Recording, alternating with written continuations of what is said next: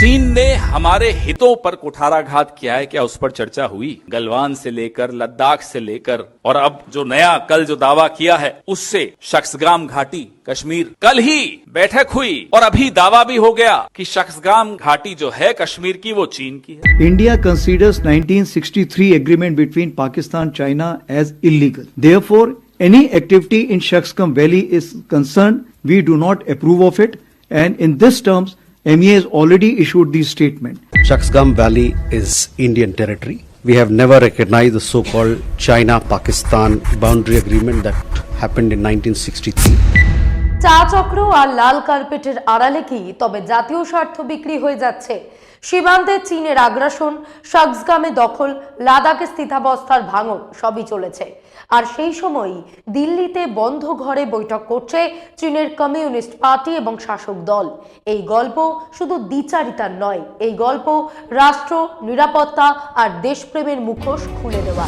নমস্কার, আমি মধুরিমা ভৌমিক আর দৈনিক সংবাদ অনলাইনে আপনারা দেখছেন সত্যি আসলে বেদনাদায়ক। First of all, the territory you have mentioned are part of China's territory, and China's infrastructure activities in its own territory is beyond reproach. China and Pakistan have signed border agreements and determined the border between the two countries since the 1960s. These are rights of China and Pakistan as sovereign states. And the China-Pakistan Economic Corridor as an economic cooperation initiative aims to promote local economic and social development and improve people's livelihood. Such agreement and China-Pakistan Economic Corridor will not affect China's position on the Kashmir issue, and China's position remains unchanged on this regard. সেই 1962 সাল থেকে সাম্প্রতিক ইতিহাস সাক্ষী। চীন যখনই আমাদের আক্রমণ করেছে নিঃশব্দে, আড়ালে, আমাদের পিঠে ছুরি মেরেছে। কিন্তু এবার ছবিটা একদম আলাদা। এবার চীন আর লুকোচুরি খেলছে না, প্রকাশ্যেই হুমকি দিচ্ছে, প্রকাশ্যেই দখলদারি চালাচ্ছে। কারণ ঠিক সেই সময় যখন চীনের শাসক সিসিসি, কমিউনিস্ট পার্টি অফ চায়নার শীর্ষ নেতাদের এক বড় প্রতিনিধি দল দিল্লিতে বিজেপির সদর দপ্তরে, তারপর দিল্লিতে আরএসএস এর সদর দপ্তরে গিয়ে বৈঠক করছে, চা চক্রে বসছে, তখন অন্যদিকে চীনের লাল ফৌজ আমাদের সীমান্তের ভেতরে ঢুকে জমি দখল করছিল। হ্যাঁ, আমাদেরই জমি। একবার কল্পনা করুন, ভাইস মিনিস্টার সান হাইয়ানের নেতৃত্বে চীনের শাসক কমিউনিস্ট পার্টির টপ ডেলিগেশন বিজেপি সদর দপ্তরে আসে। আগে যে চীনকে লাল চোখ দেখানো দরকার বলে রাষ্ট্রীয় শাসকের অনুগত মিডিয়া ফৌজ নিত্য ঢাক পেটাতো, বাস্তবে সেই চীনা কমিউনিস্ট পার্টির জন্য কার্যত লাল কার্পেট পাতা হয় বিজেপির সদর দপ্তরে। চা আলোচনা চলে, হাসি মুখে ছবি তোলা হয়। বিজেপি নেতা আর চীনা কমিউনিস্ট পার্টির শীর্ষ নেতারা এক ফ্রেমে।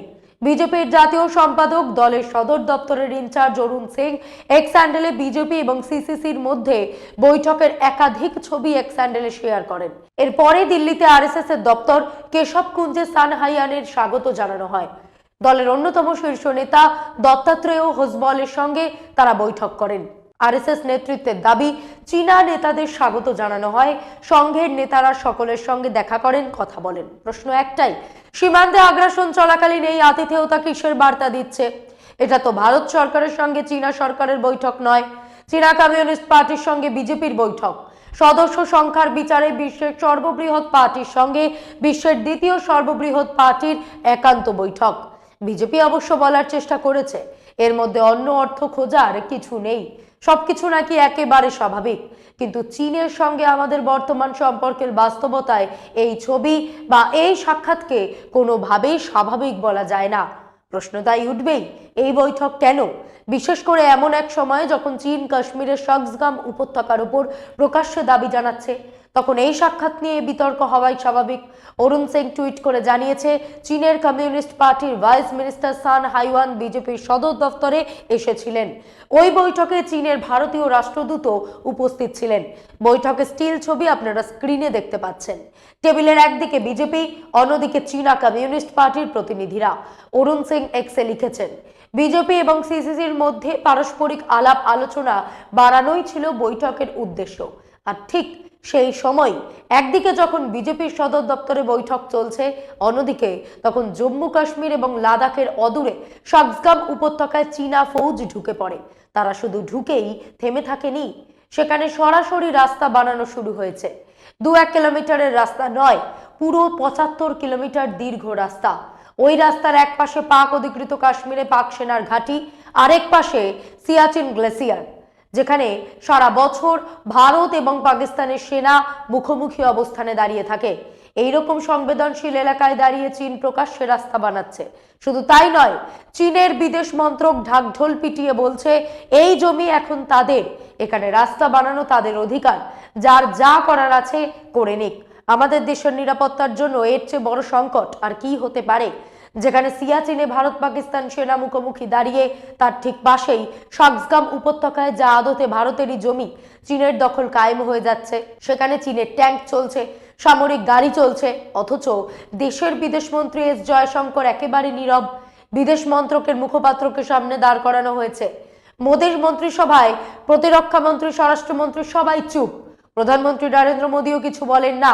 কখনো কিছু বললে ছাতি ঠুকে দাবি করেন চীন আমাদের 1 ইঞ্চিও জমি দখল করেনি, যা সত্যি নয়। স্বামী বিবেকানন্দ জন্মদিবসের সন্ধ্যায় বিজেপির সদর দপ্তরে চীনা কমিউনিস্ট পার্টির বৈঠক নিয়ে পাল্টা সাংবাদিক সম্মেলন করে কংগ্রেস মুখপাত্র পবন খেরা বলেন, যারা একসময় চীনকে লাল চোখ দেখাতো তারা এখন লাল কার্পেট পেতে দিচ্ছে। আমাদের বলা হতো কংগ্রেস চীনের সঙ্গে মৌ স্বাক্ষর করেছে, এখন সেই বিজেপি বৈঠক করছে। কিন্তু বিজেপি এটা ভালো করেই জানতো যে তারা রাহুল গান্ধী এবং কংগ্রেসের বিরুদ্ধে চীনপন্থী তকমা লাগানোর কোনো কসুর বাকি রাখেনি। সংসদে অমিত শাহ বক্তব্য রেখেছেন, এমনকি বিজেপি ভিডিও বানিয়ে দেখানোর চেষ্টা করেছে যেন রাহুল গান্ধী চীনের প্রশংসা করেছেন, যদিও রাহুল কোনোদিন বিজেপির তারিফ করেছেন বলে আমরা প্রমাণ পাইনি। অথচ গত বছরের জুলাই মাসে সংসদে অপারেশন সিন্দুর বিতর্কের জবাবি ভাষণে স্বরাষ্ট্রমন্ত্রী অমিত শাহ তীব্র ভাষায় রাহুল গান্ধীকে আক্রমণ করে বলেছিলেন, ডোকলামে যখন আমাদের সেনা চীনের সেনার সামনে চোখে চোখ রেখে দাঁড়িয়েছিল, সেই সময় চীনের রাষ্ট্রদূতের সঙ্গে রাহুল গান্ধী মিটিং করেছিলেন। ডোকলাম সংকটের সময় চীনের রাষ্ট্রদূতের সঙ্গে রাহুল গান্ধীর দেখা করা নিয়ে বিজেপি তখন ব্যাপক অ্যান্টি প্রচার চালিয়েছিল।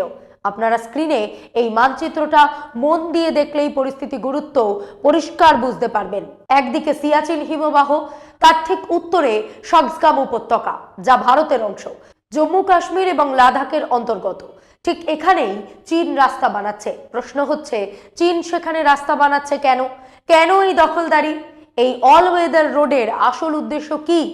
বাস্তবটা হলো, চীন শুধু সিয়াচিনের আশেপাশে জম্মু কাশ্মীর ঘিরে নিজের সামরিক উপস্থিতি বাড়াচ্ছে তাই নয়, সবচেয়ে বড় কথা, তারা এখানে পাকিস্তান সেনাকেও লজিস্টিক সাপোর্ট দিতে চাইছে।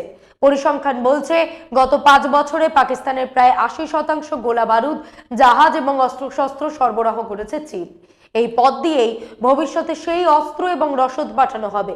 উইকিপিডিয়ার তথ্য বলছে, গত বছর মে মাসে ভারতের অপারেশন সিন্দুরের সময় পাকিস্তানি সেনা চীনের তৈরি Chengdu J-10C F-16 fighter jet নিয়ে যুদ্ধে নেমেছিল। পাক সেনা ব্যবহার করেছিল চীন পাকিস্তান যৌথ উদ্যোগে তৈরি JF-17 thunder fighter jet. Belt and road initiative নামে চীন যে বিশাল আন্তর্জাতিক সড়ক প্রকল্প গড়ে তুলছে, সেই করিডোরও এই শাকসগাম উপত্যকা হয়েই যাবে। পাক অধিকৃত কাশ্মীর হয়ে ইসলামাবাদ, সেখান থেকে লাহোর, আর শেষে গদর বন্দরের দিকে। অর্থাৎ চীনের দখল করা এই এলাকা আগামী দিনে তাদের কাছে এক বিশাল কৌশলগত সিকিউরিটি অ্যাসেট হয়ে উঠবে। বিজেপির সঙ্গে বৈঠকের ঠিক 2 দিন আগেই চীনের বিদেশ মন্ত্রকের মুখপাত্র মাও নিং বিবৃতি দিয়ে দাবি করেন যে শাকসগাম ভ্যালি চীনের অবিচ্ছেদ্য অংশ। ভারতের বিদেশ মন্ত্রকের মুখপাত্র রণধীর জয়সওয়াল চীনের দাবি প্রত্যাখ্যান করে পাল্টা বিবৃতি দিয়ে দাবি করেন যে শাকসগাম ভ্যালি ভারতের অংশ, সেখানে চীন যে নির্মাণ কাজ চালাচ্ছে তা সম্পূর্ণ অবৈধ। এই সংক্রান্ত খবর ছাপা হয় দ্য হিন্দু পত্রিকায়। পাশের স্ক্রিনে আপনারা খবরটি, তার সঙ্গে আরো খবর দেখতে পাচ্ছেন। ঘটনাচক্রে রণধীর জয়সওয়ালের জবাব আসে ঠিক সেই দিনই, যেদিন চীনের শাসক কমিউনিস্ট পার্টির প্রতিনিধিরা RSS এর দপ্তরে বসে বৈঠক করছিলেন। একে আপনি দ্বিচারিতা বা ভণ্ডামি যাই বলুন, ভাবলে সত্যি গায়ে কাটা দিচ্ছে। একদিকে 5180 বর্গ কিলোমিটার বিস্তৃত শাকসগাম ভ্যালিতে চীন রাস্তা বানাচ্ছে, তখন অন্যদিকে চীনের শাসক দল আমাদের রাষ্ট্রীয় শাসক দলের সদর দপ্তরে বসে সঙ্গে চা খাচ্ছেন, হাসি মুখে ছবি তুলছেন। প্রশ্ন উঠবেই, অপারেশন সিন্দুরে পাকিস্তানকে অস্ত্র, প্রযুক্তি, জেট সরবরাহে চীনের যে ভূমিকা ছিল তা নিয়ে এই বৈঠকে কোনো আলোচনা হয়েছিল? স্বাভাবিকভাবেই বিরোধীদের প্রশ্ন তোলার অধিকার রয়েছে এবং তারা তুলেছেনও। চীনের সঙ্গে হঠাৎ করে সম্পর্ক এত ভালো হলো কিভাবে? মনে রাখা দরকার 2020 সালের পর থেকে চীনের সঙ্গে ভারতের সম্পর্ক কখনো স্বাভাবিক হয়নি। পূর্ব লাদাখে আজও স্থিতাবস্থা ফেরেনি। চীনের অনুপ্রবেশ আর নতুন নির্মাণের খবর বারবার সামনে এসেছে। অপারেশন সিন্দুরের সময় ভারতীয় সেনার শীর্ষ কর্মকর্তারাই জানিয়েছিলেন ভারত শুধু পাকিস্তানের নয়, একই সঙ্গে চীনের সঙ্গেও লড়াই করছিল। সেই সংঘাতে পাকিস্তানকে চীন যে সাহায্য করেছে সেটাও নতুন কথা নয়। আপনারা তো ক্ষমতাসীন দল, আপনাদের সঙ্গেই বৈঠক হয়েছে, আপনাদেরই সদর দপ্তরে। তাহলে বলুন, চীন যে বারবার ভারতের স্বার্থে কুঠারাঘাত করেছে সেই বিষয়গুলো কি আলোচনায় উঠেছিল? গালওয়ান থেকে লাদাখ আর সর্বশেষ গতকালই শাকসগাম উপত্যকা নিয়ে যে দাবি করা হলো কাশ্মীরের এই এলাকা নাকি চীনের, এই নিয়ে কি কোনো কথা হয়েছে? অরুণাচল আর লাদাখে আমরা কি কি হারিয়েছি তা উপগ্রহ চিত্রে একাধিকবার ধরা পড়েছে। এই নিয়ে বহুবার আলোচনা হয়েছে, বহু খবর প্রকাশিত হয়েছে। বেদনাদায়ক সত্যিটা হলো চীনের সামনে আমরা একের পর এক সবকিছু হারাচ্ছি। আর সেই প্রেক্ষাপটে এই বৈঠকগুলো হচ্ছে। বৈঠকগুলো ক্লোজ ডোরে হয়, হয় শাসকের দপ্তরে লাল কার্পেট পাতা হয়, উষ্ণ অভ্যর্থনা, হ্যান্ডশেক সবই হয়। কিন্তু সেই বৈঠকের কয়েক ঘন্টার মধ্যেই চীন কোন সৌজন্যের খাতিরে শাকসগাম উপত্যকা নিজের দাবি করে ঘোষণা করে? দেশবাসী এরও জবাব চায়, এর ব্যাখ্যা চায়। গত বছর 26, 27 এবং 28 আগস্ট বিজ্ঞান ভবনে সংঘের 100 বছরের যাত্রা উপলক্ষে যে অনুষ্ঠান হয়েছিল সেখানে মোহন ভাগবত টানা 3 দিন ভাষণ দেন। নানা দেশের প্রতিনিধিদের আমন্ত্রণ জানানো হয়েছিল। গতকাল ইন্ডিয়ান এক্সপ্রেস লিখেছে, notably during Bhagwat's lecture series in August last year, the RSS had avoided inviting Chinese diplomats even as representatives of several other countries attended. তাহলে কি দাঁড়ালো? বিজ্ঞান ভবনে আরএসএস এর আহুত অনুষ্ঠানে চীনের কাউকে আমন্ত্রণ জানানো হচ্ছে না, অথচ ঠিক সেই সময় প্রধানমন্ত্রী মোদী চীন সফরে যাচ্ছেন, শি জিনপিং এর সঙ্গে বৈঠক করছেন। এই গোটা প্রেক্ষাপটে বিজেপির সঙ্গে চীনা কমিউনিস্ট পার্টির বৈঠকটাকে সাধারণ সৌজন্য সাক্ষাৎ বলে উড়িয়ে দেওয়া যায় না। কারণ যদি এই একই প্রতিনিধি দল কংগ্রেসের দপ্তরে যেত এবং সেই ছবি প্রকাশ পেত, তাহলে পরিণাম কি হতো ভাবুন একবার। বিজেপির আইটি সেল থেকে শুরু করে অনুগত মিডিয়া ফৌজ এই বলে চিৎকার শুরু করত যে ভারতে বামেদের সঙ্গে দোস্তির পাশাপাশি কংগ্রেস খোদ চীনা কমিউনিস্ট পার্টির সঙ্গে হাত মিলিয়ে ভারত বিরোধী ষড়যন্ত্র করছে। কয়েকদিন আগেই খবর এসেছে ভারতের অর্থ মন্ত্রক সরকারি টেন্ডারে চীনা সংস্থাগুলোকে সুযোগ দেওয়ার কথা ভাবছে। বিশ্বাস না হলে স্ক্রিনে দা হিন্দুতে প্রকাশিত খবরটা দেখুন। 5 বছর আগে যে ভারতের কোনো টেন্ডারে চীনা কোম্পানির অংশগ্রহণে যে নিষেধাজ্ঞা রয়েছে তা তুলে নেওয়ার বিষয়ে ভাবছে কেন্দ্র।